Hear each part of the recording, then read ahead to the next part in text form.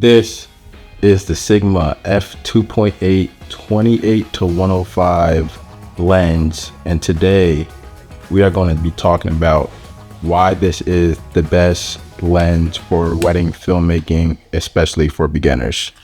The first thing I want to talk about is the versatility of this lens. When I'm talking about the versatility, I'm talking about the focal range from getting all the way from 28 millimeters to 105. And to be able to have that type of versatility is kind of a do-it-all lens where you can film a whole wedding day with just this lens. I've done it multiple times for multiple weddings, and this serves every purpose that I need for the 28 to 105 focal range. The versatility is amazing. The bokeh and the compression that you get as you creep up to 50, 70, all the way to 105, it's great. And I want to talk more about the focal range. Having that 28 to 105, coming from somebody that did weddings that always use prime lenses. The main, I would use my 35, a 50 mil, and a 135 millimeter. And having to keep changing out lenses throughout the day just became a lot. And wedding days, stuff happens so fast, you don't always have time to switch out a lens, and if you do, you end up missing the moment. So being able to have something as versatile as the 28 to 105 to just be able to punch in all the way to 105 or zoom back out to 28, it's great, it's fast, and it's easy. I've used it, the first time I used it for a wedding day, I absolutely fell in love, and I just stopped I even stopped bringing my primes to the actual wedding. So yes, the focal range, perfect. Do I wish it could go to 24? Yeah, but 28 is that 4 millimeter difference isn't a big deal. All right, next on this lens that I want to talk about is the actual lens quality, the feel of the lens, the low light capabilities, and then I want to talk about the actual sharpness of the lens as well. This lens is extremely sharp. I would even compare it up there with a prime. It's a little softer than a prime, but this Sigma, the 28 to 105, is very, very sharp. I shoot on a lot of weddings, and I honestly couldn't really tell that much of a difference from going from my 35 millimeter G Master f1.4 lens to slapping this bad boy on at a Sigma 28 to 105, and it's still crisp, still sharp images, still sharp videos, and that's what I do, a lot of video work. So you're not going to lose much quality with this Sigma as it comes to sharpness. It is a little bit softer, but I feel like you really have to be looking at it, but it's extremely sharp, still gets the job done. The low light capabilities on it, still at 2.8. I have no issues with it. I shoot with an FX3, so the low light capabilities on that as well helps enhancing that, to be able to push up to 12,800 to get a clean image.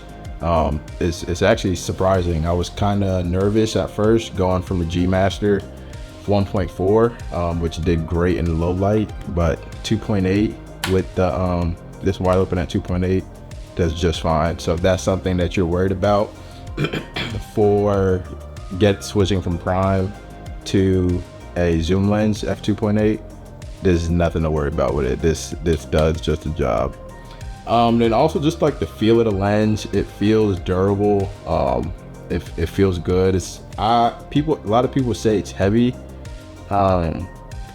and I guess maybe if you're putting it on a gimbal, I shoot a lot of times with an easy rig on, so the weight, I don't feel the weight at all when I have my easy rig on shooting weddings and everything. So I actually expect it to be a lot heavier. I don't know the actual weight of it. I did not look that up, but I thought it would be a lot heavier, but for it being a 28 to 105, it feels perfectly fine to me. I feel like if they did push it to 24 to 105, they would have to put a lot more glass in it, and it would make it a lot more heavier. But this thing balanced on the gimbal easily. I balanced it on my DJI RS3 Pro, Not even a Pro, the regular DJI RS3, and it balanced perfectly fine with my FX3 or the Sony A7 IV. So that's not a problem at all. Now, I want to talk about things I wish I could change. It's not too much. The first thing I wish I could change about this lens, if I had any complaints, is, not gonna lie, I wish it was an internal zoom. The fact that it extends out, and like I said, I shoot on the easy rig, so it still doesn't matter, but there are some times where I'm shooting on the gimbal and I switch to my prime, but I don't like the fact that it extends out. You can still balance it. A lot of what I've done is balance it in the middle, probably around like the 50 millimeter mark on my gimbal, and go from there. But I still would rather that this lens, if it was internal zoom, it would be great. I think the internal zoom would make this lens a lot better. Not a big complaint, but that's the complaint I would have. Another complaint I probably would have, no, I'm not gonna say it was a complaint. I wish if they did make this lens better. I mentioned it earlier, if it was a 24 to 105. Now, if it was a 24 to 105, like I said, it would need more glass in it and it would make it heavier. But that difference from the 24 to a 28, it's not that huge of a difference compared.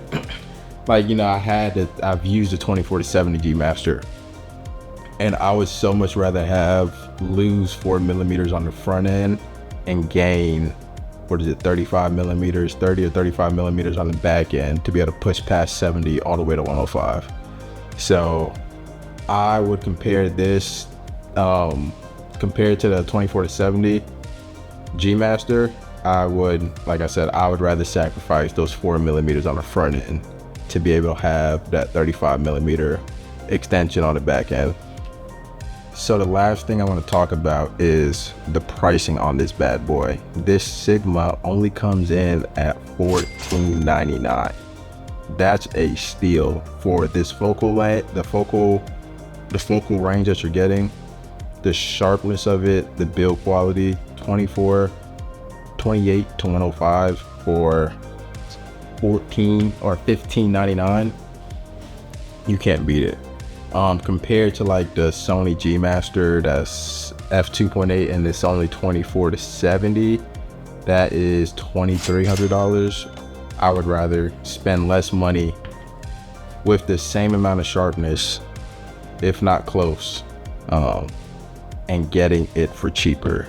I would choose the Sigma 28 to 105. I've had this lens for, when it came out, I can't remember, a couple months ago, but my final review on this lens, I would, especially for you beginner videographers out there, instead of buying so many different lenses, prime lenses, or if you do want to get a prime lens, I would get this zoom lens that you can do it all with, and then practice, I guess, different focal length on this, the 50, if you want to get a 50, 35, but I'm telling you, I've had prime lenses and I love my prime lenses. They have different uses.